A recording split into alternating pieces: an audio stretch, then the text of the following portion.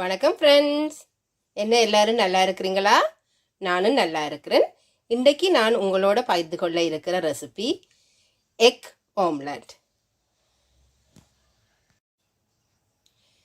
இந்த egg omelette செய்கிறதுக்கு தேவையான பொருட்கள் என்னென்னு பார்க்குறதுக்கு முன்னாடி ப்ளீஸ் ஸ்மைல் பி பாசிட்டிவ் என்ற என்னுடைய சேனலை சப்ஸ்கிரைப் பண்ணிடேன்டா சப்ஸ்கிரைப் பண்ணிக்கொள்ளுங்கோ.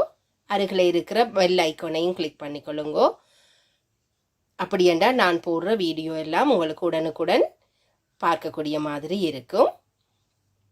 சரி வாங்கோ, இப்போ நாங்கள் வீடியோக்குள்ளே போகலாம். இந்த எக் ஆம்லெட் போடுறதுக்கு தேவையான பொருட்கள் என்னென்னு பார்ப்போம். 2 முட்டை மீடியம் சைஸ், இதில் ஹாஃப் ஒனியன் பாதி வெங்காயம் தான் நான் இதில் வெட்டி வச்சிருக்கிறேன். இது உருளைக்கிழங்கு ஒரு மீடியம் சைஸ் அல்லது ஸ்மால் சைஸும் ஓகே. ஒரு உருளைக்கிழங்கு, கொஞ்சம் ஸ்ப்ரிங் ஆனியன்ஸ் வெட்டி வச்சிருக்கிறேன். அதை விட இதில் மிளகாய்த்தூள், மஞ்சள் தூள், உப்பு, கொஞ்சம் நட் சீரகத்தூள், இவ்வளவுதான் எங்களுக்கு இந்த எக் ஆம்லெட் செய்ய தேவை. அதோட ஸ்பெஷலாக இன்னும் ஒன்று நீங்கள் சேர்த்தா நல்லது. உங்கள்கிட்ட மில்க் இருந்ததுன்னு சொன்னால் ஒரு 2 ஸ்பூன் மில்க் இதோட சேர்த்து விடுங்கோ. 2 டீஸ்பூன் மில்க் இதோட சேருங்கோ.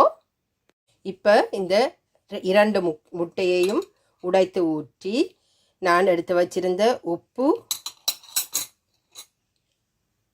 நற்சீரகத்தூள், மஞ்சள் தூள், மிளகாய் தூள், இது எல்லாத்தையும் ஒன்றாக போட்டு நான் இந்த விஸ்கால மிக்ஸ் பண்ண போகிறேன்.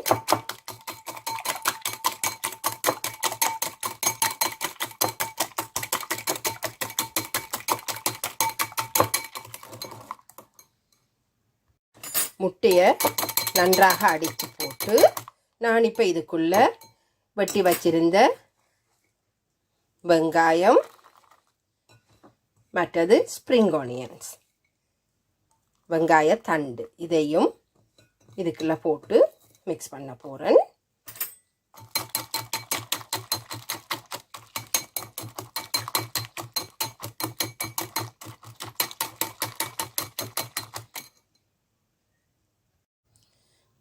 பாருங்கோ, இதுக்குள்ளே நான் 2 டீஸ்பூன் மில்க் ஆட் பண்ணுறேன். நான் பசும்பால் தான் விடுறேன்.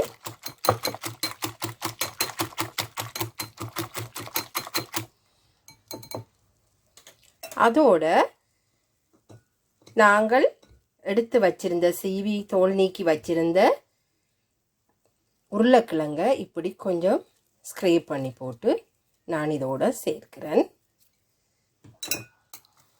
உண்மையாக நான் 3 முட்டைகள் இருக்குன்னு நினைத்து கொண்டு தான் நான் இன்றைக்கு சாப்பாடு செய்ய வலிக்கிட்டேன். ஆனால் பார்த்தா 2 முட்டை தான் இருந்தது. பக்கத்தில் இந்த மரக்கறிகள் எல்லாம் இருந்தது. நான் இப்போ இதுக்குள்ளே சேர்த்த மரக்கறி எல்லாம் இருந்தது. அப்போ தான் ஒரு யோசனை தோண்டிச்சு, ஓகே இதை நான் சேர்த்து செய்தால் கொஞ்சம் கூடுதலாக எல்லாரும் சாப்பிடக்கூடிய மாதிரி வரும் தானே என்றுட்டு தான் நான் இப்போ இதோட இப்போ உருளைக்கிழங்கு, இந்த ஸ்ப்ரிங் ஆனியன் எல்லாம் போட்டு இந்த ஆம்லெட்டை நான் செய்கிறேன். இப்போ தட்டியான ஒரு பாத்திரத்தை அடுப்பில் வச்சு கொஞ்சம் நல்லெண்ணெய், செசமி ஆயில் விட்டு கொஞ்சம் ப்ரீஹீட் பண்ண விட்டிருக்கிறேன். நான் கூடுதலாக முட்டை பொரியல் செய்யக்கில், ஆம்லெட் செய்யக்கில் நான் எப்போவுமே செசமி ஆயிலை தான் நான் யூஸ் பண்ணுறேன். நான் அது பிள்ளைகளுக்கும் உடம்புக்கு நல்ல சுவையும் நன்றாக இருக்கும். இப்போ பாருங்கோ, இந்த எண்ணெய் சூடாகி நாங்கள் இந்த முட்டை பொரியல் பொரிக்கிறதுக்கு, இந்த ஆம்லெட் செய்கிறதுக்கு சரியான வெப்பநிலைக்கு வந்துட்டுது. நான் இப்போ இந்த நேரத்தில் இந்த நாங்கள் அடித்து வச்சுருந்த முட்டை, அந்த எக் மிக்ஸ் அவ்வளோத்தையுமே நான் இந்த சட்டியில் ஊற்றுறேன்.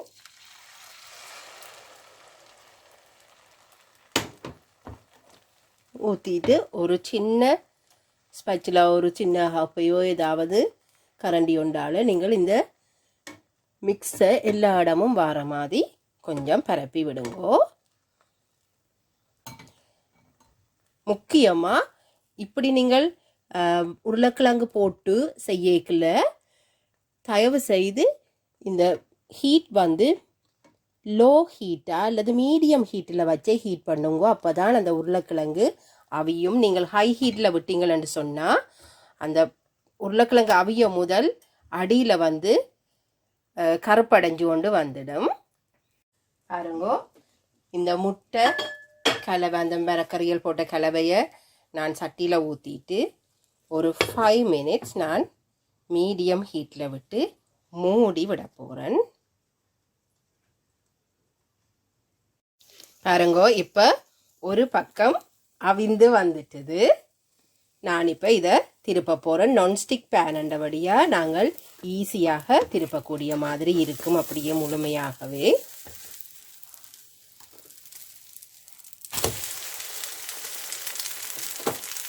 பாருங்கோ, அளவான நிறத்தில் பொரிந்து வந்திருக்குது இந்த ஓம்லெட்.